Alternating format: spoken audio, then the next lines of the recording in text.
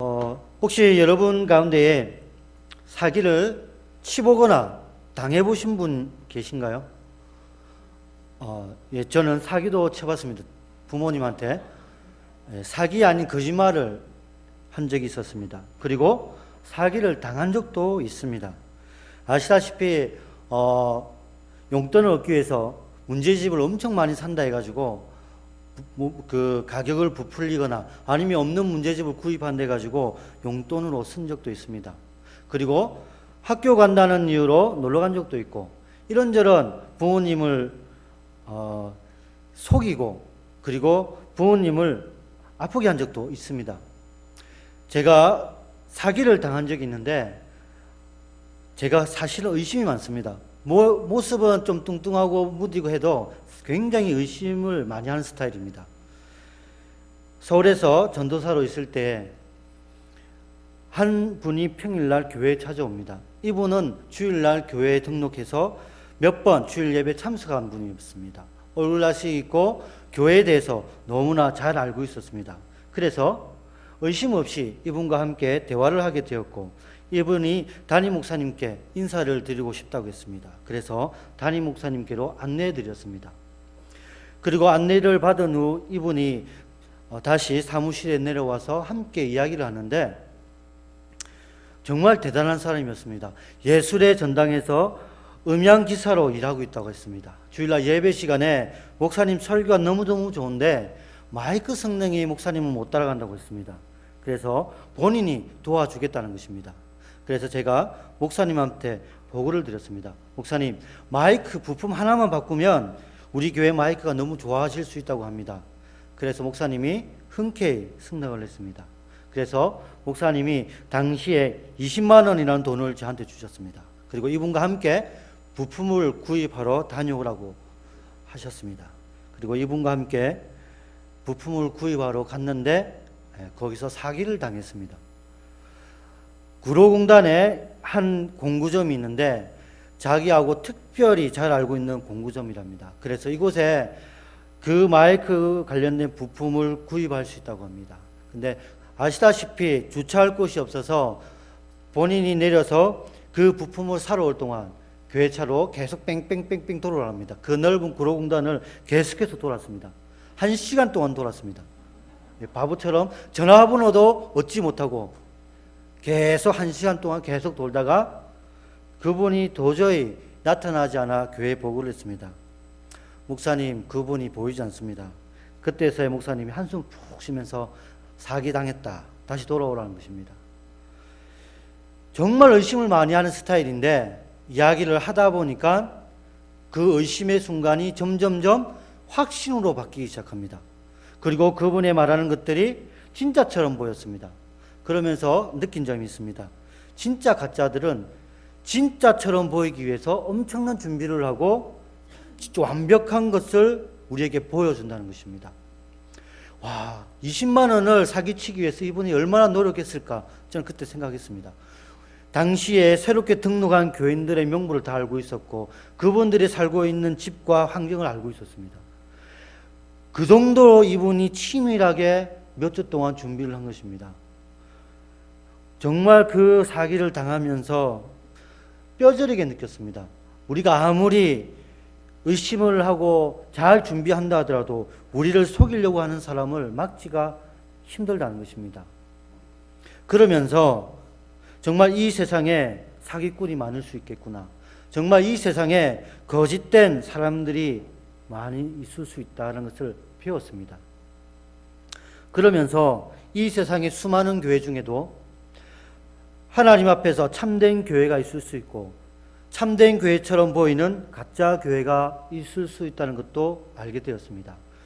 우리가 알고 있는 것처럼 참 교회의 표지가 있습니다. 3가지로 우리가 설명할 수가 있는데 그 첫 번째는 말씀의 올바른 선포입니다. 그 두 번째는 올바른 성례 집행이고 세 번째는 정당한 권징의 실행입니다. 이 3가지가 최소한 참된 교회의 표지입니다. 마치 이것은요, 우리가 눈으로 확인할 수 있고 귀로 들을 수 있고 문서로 표현이 가능한 것들입니다. 하지만 오늘 우리가 본문을 통해서 배우고자 하는 것은, 깨닫고자 하는 것은 보이지 않는 마음입니다. 우리가 부모처럼 살아갈 수 있습니다. 자녀를 놓고 결혼을 하고 법적으로 부부가 되고 자녀를 놓으면 법적인 부모가 될 수가 있습니다. 그런데 정말 부모의 역할을 감당하기 위해서는 자녀에 대한 부모의 마음이 있어야 됩니다. 그 부모의 마음이 없으면 자기를 놓은 자식도 방치하기 쉽고 자기가 놓은 이 자식을 버릴 수도 있다는 것입니다. 부모의 마음이 있으면 비록 자신의 몸으로 낳지 않았다 하더라도 정말 정성껏 기를 수가 있습니다. 교회도 그렇습니다. 우리가 보기에 정말 말씀이 바르게 선포되어지는 것처럼 보입니다. 그리고 성례가 집행이 됩니다. 권징이 있습니다. 그렇다 해가지고 내가 그 교회 출석한다 해가지고 내가 구원받는 건 아닙니다. 내가 그 교회를 섬긴다 해가지고 내가 하나님의 기쁨이 되는 것도 아닙니다. 내가 가지고 있는 그 중심, 그것이 어디를 향하느냐에 따라 내 신앙이 다르다는 것입니다. 이 세상에는 진짜처럼 보이는 가짜 교회가 너무나 많이 있고 가짜 그리스도인들이 너무나 많이 있습니다. 우리가 잘 알고 있는 이단들이 그렇습니다. 사이비가 그렇습니다. 제가 본문 말씀을 연구하면서 선뜻 제 자신을 돌아봤습니다. 어찌 보면 내 안에 예수 그리스도 없다면 나는 가짜다. 이런 무서운 생각도 하게 되었습니다. 그만큼 눈에 보이는 것이 중요할 수도 있겠지만 눈에 보이지 않는 내 안에 무엇이 있는지에 따라 내가 참된 그리스도인이 될 수 있고 거짓된 위선자가 될 수 있다는 것을 알게 되었습니다. 정말 우리 교회 안에, 우리 신앙 공동체 안에 있어야 할 것, 오늘 우리가 읽었던 본문에는 명확하게 말하고 있습니다. 바로 예수 그리스도의 마음입니다. 아무리 우리가 큰 교회, 훌륭한 교회를 다닌다 하더라도 내 안에 예수 그리스도의 마음이 없으면, 내가 하나님께 받은 구원의 확신이 없으면 나는 하나님과 관계없는 종교인에 불과합니다. 왜냐하면 우리가 예수 그리스도를 믿는 그 순간, 하나님이 우리에게 믿음을 주시는 그 순간 우리는 하나님의 말씀이 믿어지고 내 안에 예수 그리스도의 마음을 품게 되기 때문에 그렇습니다. 예수 그리스도의 마음은 내가 얻으려고 해도, 내가 배우려고 해도 내게 주어지는 것이 아닙니다. 하나님을 믿는 순간 하나님이 선택한 그 하나님의 백성들에게 하나님이 주시는 겁니다. 우리가 많은 사람들이 오해하는 점이 있습니다. 내가 교회에 와가지고 예수님을 믿는다고 생각해서 내가 예수님을 믿는 게 아닙니다. 하나님이 우리를 선택해 주시고 우리를 교회로 불러주시고 말씀을 듣게 해주셔서 우리가 예수님을 믿을 수 있게 되는 것입니다. 믿음이 내가 스스로 나에 의해서 생기는 것이 아니라 하나님이 우리에게 주시는 것이기 때문에 그렇습니다. 그렇다면 예수 그리스도의 마음은 바로 하나님의 선택을 받은 우리가 품을 수밖에 없고, 그리고 우리가 우리 스스로 버리려고 해도 버릴 수 없는 그런 것들입니다. 오늘 사도 바울은 빌립보 교회에게 예수 그리스도의 마음을 품으라고 말하고 있습니다. 예수 그리스도의 품으라고 말하는 이 빌립보 교회, 사도 바울은 한 사람이 아니라 그 한 사람 한 사람이 이루어진 신앙 공동체인 교회에게 예수 그리스도의 마음에 대해서 이야기하고 있습니다. 오늘 우리가 읽었던 이 본문 말씀은, 이 초점은 교회입니다. 교회는 사람에 의해서 세워진 것처럼 보입니다. 사람에 의해서 만들어지고 사람에 의해서 운영되는 것처럼 보입니다. 그러나 실상은 그렇지가 않습니다.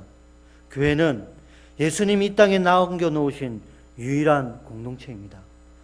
예수님께서 이 교회를 위해 십자가를 지시고, 그리고 이 교회를 위해 수많은 말씀과 가르침이 있었습니다. 우리가 이루고 있는 이 교회는 우리의 인위적인 그리고 우연히 생긴 것이 아니라 예수 그리스도의 피로 값진 신앙 공동체입니다. 예수 그리스도의 은혜 가운데에 세워진 하나님의 믿음 공동체입니다. 하나님께서 이 교회를 위해 예수님을 이 땅에 보내셨고 십자가에 달려 죽게까지 하셨습니다. 그래서 이 교회는 우리가 주인이 아니라 예수 그리스도가 주인이십니다. 보이진 않지만 예수 그리스도의 말씀이 이 교회를 통치하시고 예수 그리스도의 그 가르침이 이 교회에 세워져 있습니다. 우리는 보이지 않는 예수 그리스도를 통해 날마다 하나님 앞에 은혜의 자리에 나올 수 있고 날마다 하나님의 보좌 앞에 나갈 수가 있는 것입니다. 교회가 가장 중요시 여겨야 할 것, 그것은 외적인 것이 아니라 바로 예수 그리스도입니다. 예수 그리스도는 지금 우리 눈에 보이지 않습니다. 예수님이 지신 그 십자가도 보이지 않습니다. 갈보리 언덕에 가면 예수 그리스도의 흔적조차 찾을 수가 없습니다. 하지만 하나님의 선택을 받은 우리에게는 예수 그리스도의 흔적이 있습니다. 그 십자가의 은혜가 있고 그 십자가의 능력이 우리 가운데 있습니다. 성령을 통해서 매일매일 우리에게 말씀하시고 계시된 말씀을 통해 계속해서 예수님이 우리와 함께 하신다는 것을 알 수가 있습니다. 교회가 가장 중요시 여겨야 할 것, 우리가 이 세상에서 그리고 이 시대에 가장 중요하게 품어야 할 것, 그것은 부흥도 아니고 교회 성장도 아니고 예수 그리스도의 마음입니다. 오늘 우리에게 주신 하나님의 말씀을 통해 저는 두 가지로 예수님의 마음을 살피고자 합니다. 그 첫 번째는 내어주심과 비워주심입니다. 본문을 보면 예수님은 하나님의 본체이시지만 하나님과 동등됨을 취하지 아니하신다 했습니다. 그리고 자기를 비워 종의 형체로 사람들과 같이 되셨다고 하셨습니다. 어찌 보면 이 본문은 단순히 하나님이 사람으로 이 땅에 오셨다는 것을 알 수가 있습니다. 그것은 지식입니다. 그리고 많은 분들이 성경 공부를 통해서 예수님의 겸손함을 본받아야 된다. 예수님의 낮아지심을 본받아야 된다. 우리도 예수님처럼 낮아지자. 예수님처럼 겸손하자. 여기에서 멈춥니다. 하지만 오늘 우리에게 주신 이 말씀은 단순히 겸손과 낮아짐 이상입니다. 하나님이 이 땅에 죄인인 인간의 몸으로 이 땅에 오셨습니다. 단순하게 하나님께서 인간의 몸으로 오셔가지고 우리에게 필요한 것들을 채워주시고자 이 땅에 오신 게 아닙니다. 그리고 하나님께서 하나님의 필요를 채우기 위해 이 땅에 오신 것도 아닙니다. 하나님께서는 요한복음 3장 16절의 말씀처럼 하나님이 이 세상을 이처럼 사랑하사 독생자를 주셨으니 이처럼을 우리에게 보여주고 있는 것입니다. 얼마만큼 사랑한지 우리는 측량할 수 없습니다. 그러나 적어도 이 세상을 만드신 창조주가 피조세계에 피조물처럼 이 땅 가운데에 살아갔습니다. 그리고 말로 형용할 수 없는 조롱과 멸시를 당했습니다. 뿐만 아니라 예수님은 그 멸시 가운데에 원망과 불평하지 않으셨습니다. 오늘 우리가 읽었던 본문에는 명확하게 이 땅에 오신 예수님에 대해서 말씀하고 계십니다. 그것은 하나님의 뜻을 이루기 위해서 오셨다는 것입니다. 예수님께서는 하나님의 뜻을 이루기 위해서 창조주가 피조물이 되어 우리와 똑같은 형체로 살아왔습니다. 아파했고 고통스러워했고 힘들었습니다. 똑같이 고통을 느꼈습니다. 뿐만 아니라 멸시와 조롱 가운데서도 살아왔습니다. 완전하시고 의롭고 선하신 하나님이 죄인의 몸으로 이 땅에 오셔서 아무런 죄가 없으신데도 십자가에 달리셨습니다. 이것은 단순히 겸손이 아닙니다. 겸손이라는 것은 신분의 변화가 없습니다. 낮아진다 해도 신분의 변화가 없습니다. 여러분, 우리가 아무리 겸손한다 하더라도 우리가 신분의 변화는 있을 수가 없습니다. 우리가 낮아진다 하더라도 우리의 신분이 변화가 없습니다. 그러나 예수님은 하나님이 죄인인 인간의 몸으로 이 땅에 오셨다는 것입니다. 겸손의 차원을 뛰어넘는 것입니다. 하나님이 예수 그리스도를 통해 이처럼 사랑하셔서 우리가 지금 이 자리에 앉아 있는 것입니다.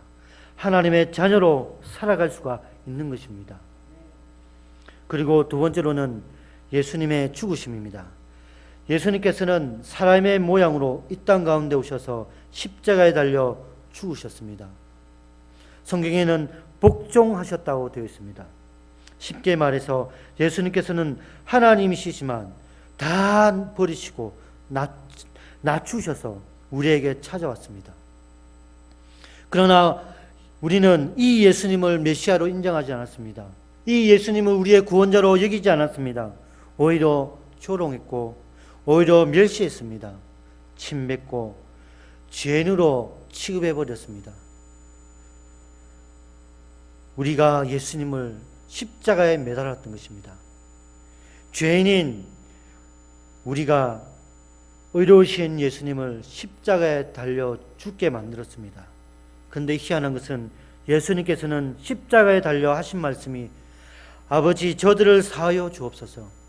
자기들이 하는 것을 다 알지 못하나이다. 조롱하고 멸시하는 자들을 보면서 혼내고 야단치는 것이 아니라 저들을 위해 간구하고 있는 것입니다. 저들을 위해 하나님 앞에 빌고 있는 것입니다. 이것이 하나님 아버지의 마음이고 예수 그리스도의 마음입니다. 십자가는 사람을 죽이는 사형틀이었습니다. 하지만 십자가에 달리신 예수님은 사람을 살리셨습니다. 이 십자가에는 생명이 있고 이 십자가에는 하나님의 그 크신 사랑이 있습니다. 오늘날 우리 교회가 품어야 하고 하나님의 부르심을 받은 우리 성도들이 품어야 할 것은 세상의 성공이 아니라 우리의 편함과 안락함이 아니라 예수 그리스도의 마음입니다. 우리가 교회를 섬깁니다. 이웃을 사랑한다고 합니다. 그리고 봉사를 합니다. 이런저런 많은 것들을 합니다. 여러분, 그 중심에 무엇이 있어야 되겠습니까? 바로 예수 그리스도입니다. 예수 그리스도의 마음으로 용서할 수 있고 예수 그리스도의 마음으로 섬겨야지 여러분 교회가 온전해질 수가 있습니다. 불완전한 우리가 교회에 모입니다. 교회 모여서 함께 예배를 드립니다. 교회 모여서 섬깁니다. 여러분, 그러나 보이진 않지만 불완전한 우리와 함께 하시는 예수님을 통해 교회는 충만케 되고 불완전한 우리를 통해 예수님께서는 교회를 완전케 하십니다. 불완전한 우리가 예수 그리스도를 떠나서는 아무것도 할 수가 없다는 것입니다. 우리가 날마다 예수 그리스도를 통해 품어야 하는 그 예수 그리스도의 마음, 사실은 인간의 능력, 우리의 마음으로는 그 마음을 품기에는 너무나 부족합니다. 여러분, 우리의 용서는 한계가 있습니다. 우리의 섬김도 한계가 있습니다. 우리는 넘어집니다. 쓰러집니다. 좌절합니다. 신앙의 슬럼프에 빠져 낙담하고 원망하고 불평하는 것이 우리의 모습입니다. 구원을 받았지만 하나님의 자녀라고 매일매일 하나님 앞에 나아가지만 실상은 우리는 죄 가운데 살아가고 있고 실상은 우리는 너무나 연약한 채 살아가고 있는 것입니다. 예수님의 은혜와 예수님의 그 크신 사랑과 성령 하나님의 은혜가 없으면 우리는 예수님의 마음을 품을 수가 없습니다. 그래서 우리는 시간이 날 때마다 예수님의 마음을 묵상하면서 예수님의 마음을 품을 수 있도록 기도해야 하는 것입니다. 예수님의 마음으로 용서할 수 있도록 예수님의 마음으로 하나님의 몸된 교회를 섬길 수 있도록 기도해야 되는 것입니다. 그래서 나를 통해 예수님이 드러날 수 있도록 말입니다. 예수 그리스도의 십자가는 많은 사람들 앞에 조롱거리였습니다. 하지만 하나님의 선택을 받은 이 십자가는 생명을 살리는 능력이 되었습니다. 이 십자가에는 저와 여러분이 달려야 되지만 대신해서 예수 그리스도가 달리셨습니다. 뿐만 아니라 예수 그리스도는 우리에게 하나님의 은혜 가운데 나올 수 있도록 하나님의 은혜가 함께할 수 있도록 계속해서 우리와 함께하고 계십니다. 결국 우리는 날마다 예수님과 함께함을 통하여 예수님을 닮아가게 되어 있고 예수님 앞에서 삼위 하나님과 그 크신 사랑 안에서 함께 동행하는 것입니다. 성도가 알아야 할 7가지라는 책이 있습니다. 저는 그 책을 통해 교회에 대해서 많은 것들을 배우게 됩니다. 이베소 쪽에 보면 이런 내용이 있습니다. 교회는 교정을 위한 단체가 아니라 하나님의 무한한 용서를 선포하는 것이다. 여러분, 이것은요, 인간의 마음과 인간의 힘으로는 그렇게 되지 않습니다. 무한한 용서를 선포하는 것이다. 하나님의 능력 가운데 이 일이 가능하다는 것입니다. 교회는 이렇게 세상의 용서가 어떻게 가능한지를 보여주는 것입니다. 자신이 몸담고 있는 교회가 아무리 작고 못났고 문제가 많다고 하더라도 그 교회가 바로 온 세상의 중심이다. 교회는 이익 집단이 아니라 너무나 많은 사람들이 서로 기다리고 참아주는 것이다. 이렇게 되어 있었습니다. 그리고 마지막에는 사람의 눈에 보잘것없이 보이는 교회라고 하더라도 하나님의 큰 우주적 교회 속에 있고 그리스도의 몸이며 그리스도의 충만함을 받고 있다라고 되어 있습니다. 교회는 우리가 보기에는 하찮아 보일 수도 있습니다. 힘이 없고 연약해 보일 수도 있습니다. 하지만 예수 그리스도의 마음을 품은 이 교회는 절대 무너지지 않습니다. 절대 꺼지지 않습니다. 하나님이 주인 되어 계속해서 교회를 통해 하나님이 일하시기 때문에 그렇습니다. 우리의 삶의 목적, 우리의 삶의 정체성은 바로 교회와 함께 하시는 예수 그리스도 안에 있습니다. 교회가, 성도가 예수님의 마음을 품지 않으면 안고 없는 찐빵처럼 종교인에 불과합니다. 예수 그리스도의 마음이 없는 종교인은 생명이 없습니다. 진자처럼 완벽해지기 위해 노력할 수 있습니다. 진짜처럼 최선을 다할 수도 있습니다. 어찌 보면 진짜보다 더 멋있고 진짜보다 더 화려할 수도 있습니다. 하지만 그 안에는 생명이 없습니다. 그 안에는 하나님이 주신 은혜가 있을 수가 없습니다. 비록 연약해 보여도, 비록 작아 보여도 예수 그리스도의 그 크신 마음을 품고 주어진 환경 속에 하나님을 닮아가기 위해 매일매일 발버둥치는 그 신앙 공동체, 그 교회 위에 하나님의 은혜와 생명이 풍성할 수가 있습니다. 저는 우리 교회가 이런 교회가 되기를 원합니다. 성장과 부흥을 위해 세상으로 나가는 것이 아니라 하나님의 말씀을 붙들고 예수님의 마음을 품기 위하여 매일매일 하나님 앞에 나와 기도하는 교회, 예수님의 마음으로 서로 기도해주고 서로 섬기며 서로 울고 웃을 수 있는 신앙 공동체, 세상이 누릴 수 없고 세상이 주지 못하는 것들을 함께 공유하면서 예수님을 주인으로 모시는 하나님의 교회가 되기를 여러분 기도해 주시기 바랍니다. 말씀을 정리하겠습니다. 우리는 세상의 성공을 위해서 모인 것이 아닙니다. 우리는 세상 사람들에게 내 것을 자랑하기 위해서 기도하는 것도 아닙니다. 우리는 성도답게 살기 위해서, 하나님의 자녀답게 살기 위해서 매일매일 하나님 앞에 기도해야 되고 매일매일 우리 자신과 싸워야 합니다.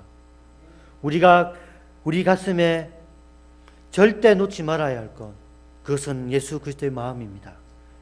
보이진 않지만 그 마음이 우리를 변화시키고 그 마음이 힘없고 연약한 우리가 예수 그리스도의 그 크신 그리고 위대한 하나님의 교회를 이루어 가실 것입니다. 그 교회가 생명이 있고 그 교회를 통해 하나님은 하나님의 나라를 확장케 해 가실 것입니다. 그런 교회가 될 수 있도록 함께 기도해 주시기 바랍니다.